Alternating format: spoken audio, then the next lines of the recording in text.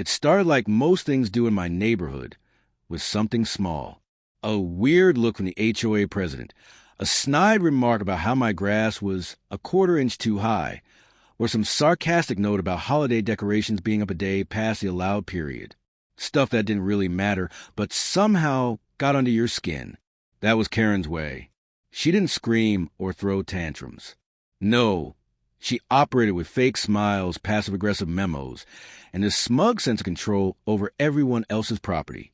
Most people just nodded and moved along, hoping to avoid being her next target. I live in a quiet cul-de-sac surrounded by decent folks.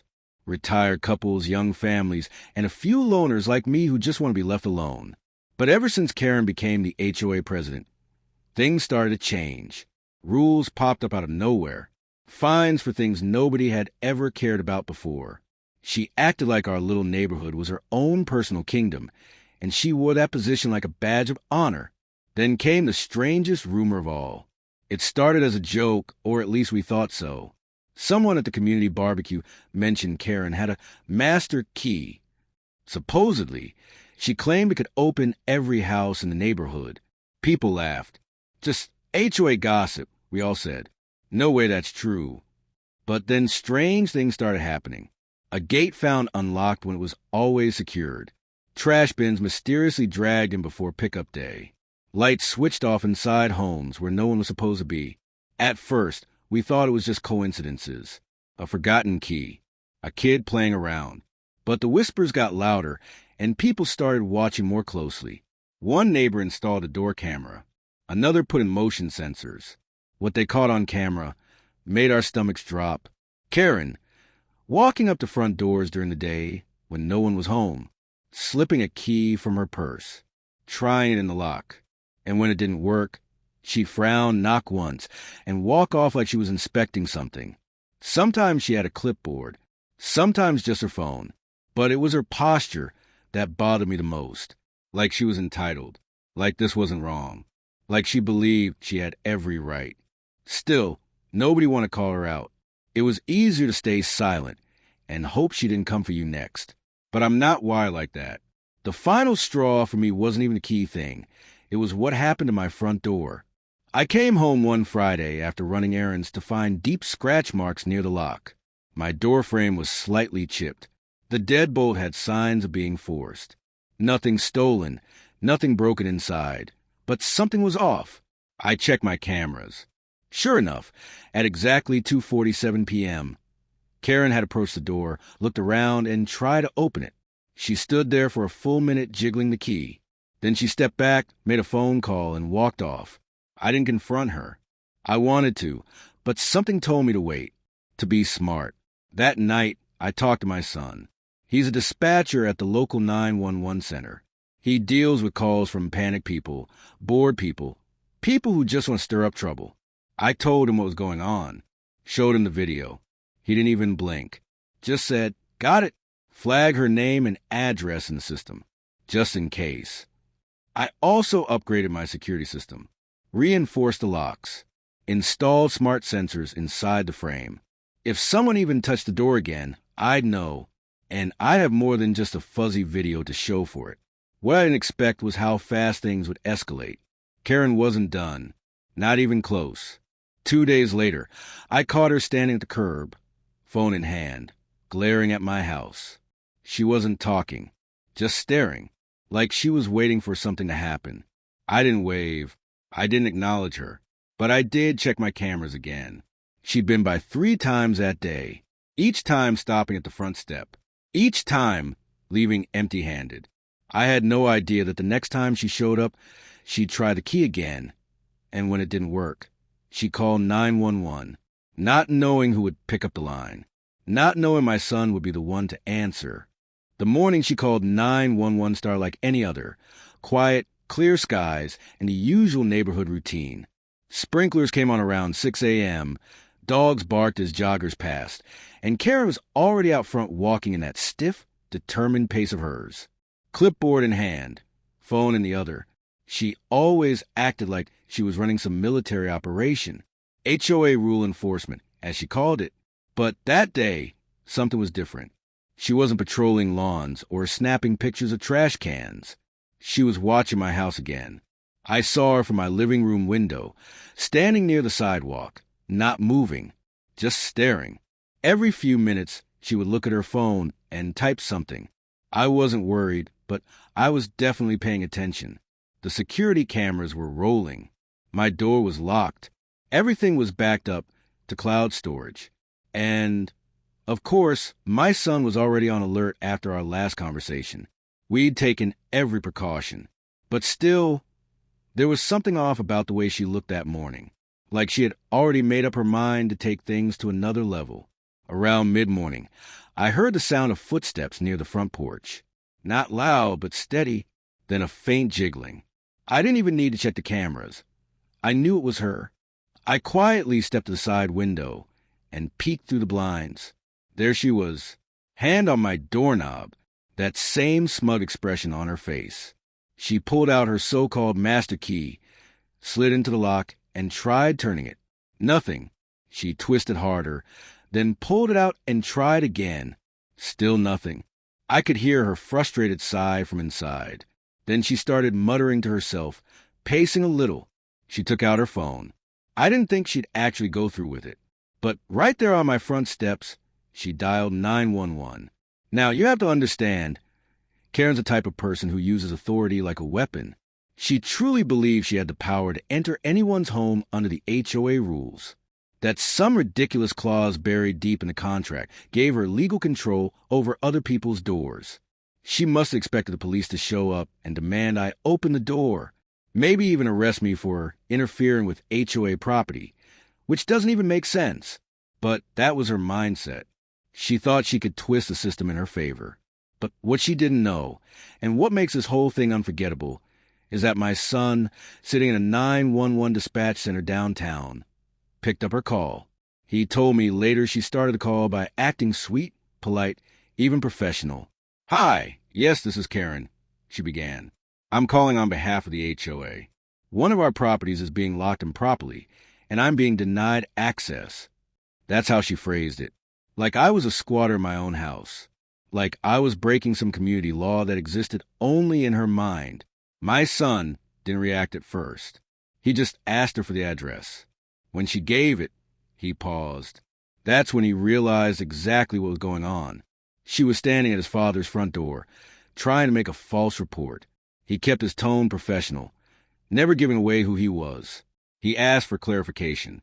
"Is this your personal residence, ma'am?" She said no. "Do you have legal documentation granting you access to property?" Again, she hesitated, then mumbled something about HOA jurisdiction and shared property rights. He asked again, more firmly this time, "Do you have written, signed authorization from the homeowner to enter premises?" She got defensive. "I don't need permission. I'm the HOA president. I have authority." That's when he flagged the call internally, labeled it as potential trespassing. He calmly told her that the officers being dispatched would require her to remain on the sidewalk and not attempt to enter the home. Karen scoffed, said something about knowing her rights, and hung up. From my window, I saw her pacing again. She clearly didn't like how that call went. She looked irritated, checking her phone repeatedly.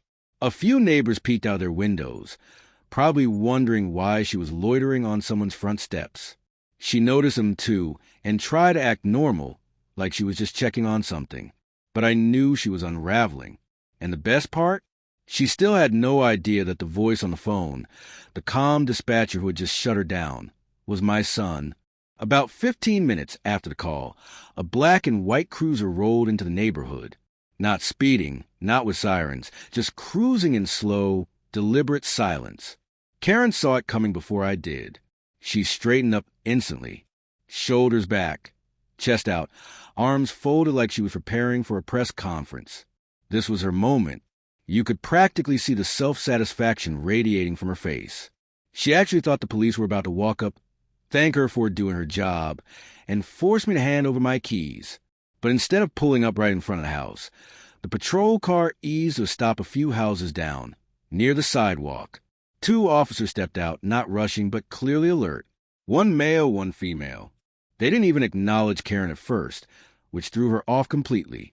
She started walking toward them, arms flailing slightly, like she wanted to intercept them. I could tell she was already trying to spin the story in her favor before they asked a single question. I stayed behind my curtains, watching. The male officer calmly held up a hand, signaling her to stop. Karen froze mid-step, surprised. Then he pointed to the sidewalk. "Stay right there, ma'am," he said loud enough that even I could hear through the window. That was the first time her confidence flickered. The officers didn't rush to the house. They took their time, had a short conversation with each other, and then approached my porch. I already knew what was coming because my son had texted me while Karen was still outside. He let me know a unit was being dispatched and that they'd been fully briefed. He didn't tell them I was his dad. He didn't need to. They had the facts, the footage, and the report already logged. They weren't coming for me. I opened the door just as they reached the steps. Calmly, no rush, just like I was expecting a delivery. The female officer gave me a nod and said, "Sir, are you the homeowner here?" I said yes. I asked if everything was okay. That's when her partner motioned toward Karen and said, "That woman over there claims you're preventing her access to this property." I didn't even need to explain. I just handed them my phone, security footage, the 911 transcript from my son, even a printed copy of the HOA bylaws. I'd come prepared. They scrolled through the video. Karen trying to enter my home multiple times without permission, using a key that clearly didn't belong to her. Her standing on my porch for extended periods. Even the audio from the first incident, where she called me a stubborn renter under her supervision. The officers watched the footage without saying much. Then they turned, glanced back at Karen, and asked me the one question that really mattered. "Do you want to press trespassing charges?" That's when I saw Karen's face drop. She must have heard the question, even from across the yard. Her eyes widened. She took a step back like someone had just slapped her. She started walking toward us again, raising her voice. Wait, what charges? I'm not trespassing. I'm on HOA business." The officers didn't even flinch. The female officer stepped off the porch, stood between me and Karen, and firmly said, "Ma'am, we've reviewed the footage. You attempted unlawful entry. That's enough for a formal complaint. You need to calm down." Karen kept insisting she had authority, that she had a right to enter any home under HOA supervision for safety inspections. But the officer was ready. "There is no clause in your HOA agreement that overrides state trespass laws," she said. "You are not law enforcement. You do not have permission to access this property. And from what we can tell, you never did." Karen stammered, "But I have a key." The officer didn't even blink. Having a key doesn't make you the owner. If anything, it raises more questions. I stood quietly, not needing to say a thing. It was all unfolding perfectly. Then, almost like she just realized the ground was slipping out from under her, Karen played her last card. She pointed at the police and said, "Who told you to come here anyway? What gave you the idea I was doing anything wrong?" And the male officer gave her a look I'll never forget. Calm, steady, a tiny hint of a smirk. "Let's just say," he replied, "the dispatcher knows this address pretty well." Karen froze at those words. You could see the gears turning in her head, trying to figure out what that meant. Her expression shifted fast, smug to confused, then to something close to panic. She started looking around like she was being watched, like someone had set her up, and in a way, someone had, but not in the way she thought. The male officer didn't say anything more. He just gave her that calm, unreadable look and turned back toward the cruiser. Karen stood there, silent now, gripping her clipboard like it was a shield. You could tell she was trying to make sense of what just happened. All her usual tricks, calling 911, playing the HOA card, pretending to be in charge, none of them worked this time. And she didn't know why. The female officer stayed behind for a moment. She walked back up to me and said, "Sir, if she contacts you again or comes back on your property, document everything. Call us directly. You've already got a file started." I thanked her, and she nodded politely before heading to join her partner. I closed the door slowly, locked it again, and watched through the blinds as the two officers spoke quietly near the car. Karen, meanwhile, stood rooted in place, clearly trying to decide what to do next. Then came the part that truly surprised me. She didn't leave. She didn't walk away or drive off. No! She stood there in the middle of the sidewalk and pulled out her phone again. She started calling someone, waving her arms like she was building up another version of the story to tell. Probably try and get the rest of the HOA board on her side, maybe even spin the narrative before word got out. But here's the thing. This time, people were watching. 2 houses down, Mr. Reynolds had come out onto his porch. A couple more neighbors were peeking through their curtains. One lady had even stepped out with a cup of coffee, pretending to water her plants. Everyone was seeing it happen in real time now, and Karen knew it. Her performance was no longer behind closed doors. It was unraveling in full view of the whole community. She turned on her heel and marched down the street, talking loudly into the phone. "This is a coordinated attack," she said. "I'm being harassed. They're siding with the tenant." Her voice was sharp, bitter, and just loud enough for neighbors to hear. But it wasn't working this time. Nobody was backing her up. Meanwhile, my phone buzzed. A text from my son. "Let me guess, she's spiraling?" I replied with a single word. "Yep." He sent a laughing emoji and added, asterisk, "Don't worry. You're not the first homeowner she's tried this with. Just the last one who let her get away with it." Asterisk. That was the moment I realized my son had been quietly gathering intel for months. Not just on Karen, but on HOA behavior across the neighborhood. Call logs, incident reports, even previous complaints that were conveniently lost by the board.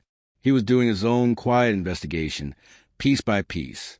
And now, thanks to Karen's reckless move, everything was finally coming to light. By early afternoon, the neighborhood chat had lit up. People were asking questions. Why were the cops at your house? Did Karen really try to break in? Was she arrested? I didn't answer any of them. I didn't need to. The footage would do the talking soon enough. And besides, the best part was still coming. See, when Karen made that 911 call, she didn't realize it was being logged under her full name and caller ID. And she definitely didn't know my son had access to the dispatch audio. Every word she said, every lie she tried to spin, it was all recorded and stored. Legally. Which meant that if she tried to escalate things, I had more than enough evidence to shut it all down. No more sneaky meetings, no more anonymous complaints, no more backroom, HOA drama. And now, the same neighbors who once ignored Karen's power plays were starting to question her authority. Not just quietly, but out loud. The curtain had been pulled back, and what they saw wasn't a strong community leader. It was someone who had let a little power go too far. Karen didn't take the public embarrassment well. The next morning, she was back. Only this time, she wasn't knocking on my door or lurking with her clipboard. She was standing at the end of my driveway, arms folded, phone out, pretending to be documenting violations. I didn't respond. I let the security cameras do the watching. But inside, I was amused. She still thought she had the upper hand, even after being put in her place by real law enforcement. An hour later, she started pacing in front of my house like she was waiting for someone. And not long after that, 2 men in HOA logo polo shirts showed up. One had a tape measure. The other was carrying what looked like a checklist on a clipboard. Karen waved them over and pointed directly at my mailbox, then at the grass line, and then at my fence post. I could hear snippets through the window, words like violation, non-compliant, and removal order. They were trying to hit me with made-up infractions now. Suddenly, the mailbox I'd had for 5 years was too close to the sidewalk.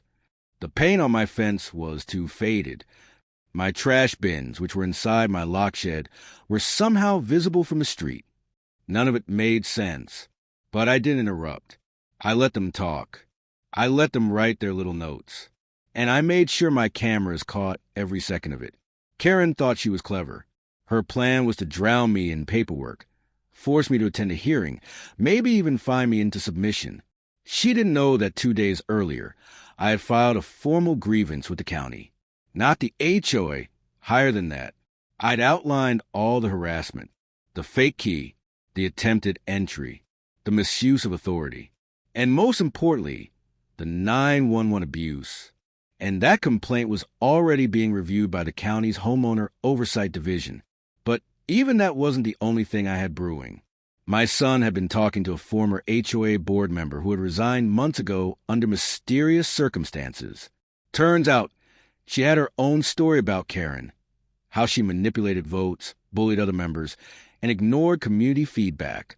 This former board member gave us everything. Old emails, private meeting notes, even voice memos Karen had left threatening to blacklist homeowners who disagreed with her.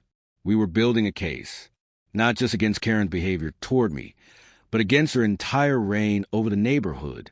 And the more she pushed, the more obvious her motives became. She wanted me gone. Why? Because I didn't play along. I didn't cower. I didn't let her fake authority intimidate me. That made me dangerous to her. Later that day, a certified letter arrived from the HOA. It claimed I had 7 days to repaint my fence, move my mailbox, and trim 2 bushes on the side of my house. It read like a warning, but to me, it was just fuel for the fire. I scanned the letter, filed it in my growing stack of evidence, and decided to make one simple phone call to a local news reporter. See, the thing about HOA drama is people love to hear about it when it crosses the line. And this wasn't just drama. This was power abuse, pure and simple. The reporter, a woman named Jess, had already covered a few stories on HOAs behaving badly. I didn't even need to explain much. Once she saw the video clips, the transcripts, and Karen's voice on dispatch audio trying to justify breaking into my home with a master key, she was hooked. She told me she'd start putting the story together and asked if I wanted to be on camera. I told her no, but the footage could speak for itself.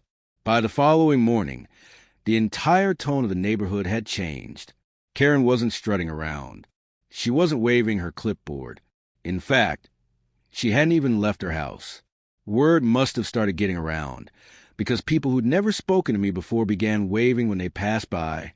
One man even dropped off a plate of cookies with a little note that said, "Thanks for standing up." But I didn't respond much. I just kept collecting receipts. Because while the storm might have seemed to pass, the real reckoning was just starting. It was almost too quiet the next day. Karen's car didn't move from her driveway. No clipboard patrols. No passive-aggressive walk-bys. Just silence. If I didn't know any better, I'd say she was laying low. But Karen wasn't the type to retreat for long. She was likely scheming something behind the scenes, something bigger. And sure enough, by late afternoon, a new vehicle pulled up to my property. Unmarked white, but with government plates. 2 stern-looking individuals stepped out. One flashed a badge. County inspectors. "Mr. Daniels?" one of them asked. I nodded, already knowing what this was about. Karen must have filed an official nuisance complaint with the county, hoping to escalate things. She'd take it beyond HOA territory, probably thinking she could create legal pressure. I politely invited them to look around. They expected resistance. What they found was full compliance. My fence? Painted. My yard? Trimmed. My mailbox? Reinforced and within regulation. The younger inspector shook his head after 20 minutes of walking the property. "There's no violation here," he said. "In fact, this is one of the better-maintained homes we've seen." I smiled, thanked them, and handed them copies of the HOA's letter and my documentation. They took it seriously. Promised to note the abuse of reporting resources in their file. That was another win, not flashy, but it chipped away at Karen's influence. Later that night, my son called. He had some news from the dispatcher's office. Apparently, Karen had tried calling again, not once, but 3 times. Each time, she claimed I was harboring dangerous animals and tampering with HOA utilities, none of which were even remotely true. The dispatcher, of course, had flagged the calls. They were getting reckless now, desperate, even, but the best part came when my son said she used her name this time. No aliases. She thought it would give her authority. He laughed. I didn't need to, because I knew what that meant. Documented false reports, all traceable, all admissible. Karen had stepped out of her comfort zone and straight into legal territory she didn't understand. 2 days later, I got another letter. But this one wasn't from the HOA. It was from a law firm, representing a group of homeowners, a group that had formed after the neighborhood chat thread exploded with stories. One neighbor talked about Karen finding her for painting her door the wrong shade of red. Another said Karen threatened to have their kids' bikes confiscated for clutter. People were finally realizing they weren't alone. Turns out that small group had retained an attorney to look into the HOA's financial records, board election history, and Karen's use of power. And they wanted to meet. We gathered at a neutral location, the back patio of a neighbor's home. 12 of us in total. Some I'd never spoken to before. But the stories all matched. Harassment, favoritism, shady rule enforcement. One man even said Karen had fined him 3 times for the same imaginary offense. Overgrown hedges that were proven trimmed in dated photos. And that's when the plan took shape. Not revenge, not confrontation. Reform. The attorney walked us through the steps. We'd need a petition, a proper vote to remove current leadership, transparent review of all HOA rules and how they were enforced. It wouldn't be easy, but with enough signatures and documentation, we could flip the board and end Karen's self-appointed rule. But here's what really drove it home. Another neighbor, a quiet woman named Elena, revealed something unexpected. Karen had threatened her elderly father, who had dementia, accusing him of wandering into restricted HOA space. Elena had recordings. Karen yelling, her father confused and scared. Everyone at that table went silent. That was the final spark. We signed the first round of paperwork, right then, not just to protect our properties, but each other. When I walked home that evening, the sky was turning gold, and everything felt different. For the first time, I wasn't alone in this. I wasn't just reacting anymore. We had a direction, a goal. The line had been crossed, and now it wasn't just Karen's story to control. It was the neighborhood story now, and we were finally ready to tell it. The petition spread faster than anyone expected. Within 3 days, almost every homeowner on the south end of the neighborhood had signed it.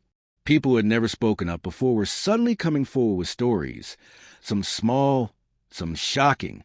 Turns out, Karen had built her little kingdom through fear and confusion. But now, the fog was lifting. And her loyal followers? Most of them were only loyal because they thought they had to be. One man, Roger, who had always nodded along with Karen at meetings, walked straight up to me with a petition in hand. He said, "I only sided with her because I thought she could ruin my renovation plans. But she's gone too far." He signed without hesitation. Another neighbor said Karen threatened to block their solar panel requests because their dog barked too loud once. The level of control she tried to exert over people's personal lives was staggering. But now, the narrative was changing and the control was slipping. Karen caught wind of what was happening by day 4. She started patrolling the neighborhood again, this time pretending everything was fine, smiling, waving, even complimenting someone's lawn. It was awkward to watch, like a villain trying to disguise herself as a hero after credits started rolling. But the damage had been done. Her mask was cracked, and her charm offensive wasn't fooling anyone anymore. That evening, I got a knock on my door. It wasn't Karen. It was someone I didn't expect, one of the other board members, a man named Stephen. Quiet guy, never really spoke up during meetings. He said, "Can we talk privately?" We sat on the porch, and he leaned in. "I've seen what she's done," he said, "and I never agreed with it. But she dominates the board. If you vote against her, she finds a way to push you out. I stayed silent to survive, but I'm tired of it." Stephen handed me a USB drive. These are emails, agendas, notes she never shared with the rest of the board, financial decisions she made without votes. It was a gold mine.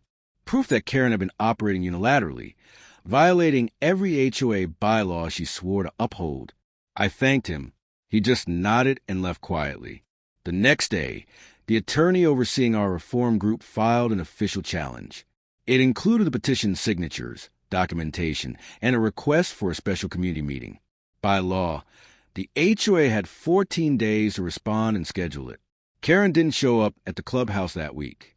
Her car was parked, but no sign of her. Instead, we started seeing supporters posting online anonymously, trying to defend her. But their stories were vague, weak, and clearly written by someone trying to control the narrative. The community wasn't buying it. Meanwhile, my son gave me a heads up. The local news station had finished editing their HOA expose. It was scheduled to air the following evening. And let's just say they didn't hold back. When the report dropped, the neighborhood went quiet again, but in a different way. It was the quiet of people watching, learning, processing, video clips from security cameras, snippets from 911 call logs, interviews with residents. Karen's voice caught saying, "I have the key. I can go in if I want." That alone was enough to shake everyone. The next morning, the HOA inbox was flooded. Residents demanded a response, demanded Karen step down. And finally, the board sent out a mass email. It read, "Due to recent developments and concerns expressed by the community, a special meeting has been scheduled." That was it, the beginning of the end. But before the meeting could even take place, Karen made one last desperate move. She sent a letter to every household, claiming she was a victim of a smear campaign, that she had only ever acted in the best interest of the neighborhood. She even accused several residents of harassment. Nobody was moved by it.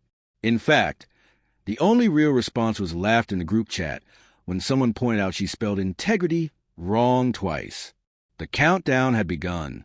The meeting would take place in less than a week. And Karen, once the untouchable queen of the HOA, was now facing the full force of the people she once ruled with fear. Everyone was watching now. Every move mattered. And this time, the neighborhood had a voice.